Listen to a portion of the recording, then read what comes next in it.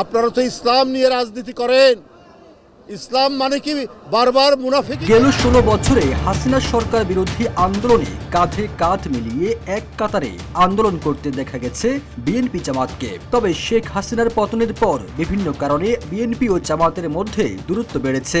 বিএনপির বিরুদ্ধে জামাতের বক্তব্য এবং জামাতের বিরুদ্ধে বিএনপির বক্তব্য প্রকাশ্যে দেখা গেলেও এবার বিএনপি আয়োজিত এক সমাবেশে জামাত বিরোধী প্ল্যাকার্ড নিয়ে হাজির হয়েছেন দলীয় কর্মীরা।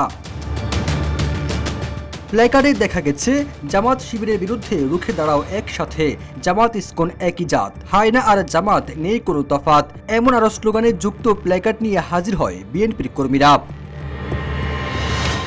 জাতীয়তাবাদী মুক্তিযোদ্ধা দলের আয়োজনে এই সমাবেশে বক্তব্য রাখেন বিএনপি চেয়ারপারসন উপদেষ্টা জয়নুল আবেদিন ফারুক, বিএনপি স্থায়ী কমিটির সদস্য মেজর অবসরপ্রাপ্ত হাফিজউদ্দিন আহমেদ, চেয়ারপারসনের আরেক উপদেষ্টা আব্দুস সালাম সহ বিএনপির বিভিন্ন পর্যায়ের নেতাকর্মীরা। শেখ হাসিনার পতনের পর বিএনপি জামাতের দূরত্ব দৃশ্যমান থাকলেও এবার মুখোমুখি পর্যায়ে এসে পড়েছে। তারই বহিঃপ্রকাশ হিসেবে দলীয় সভায় প্রকাশ্যে জামাত বিরোধী স্লোগান দিয়েছে বিএনপি।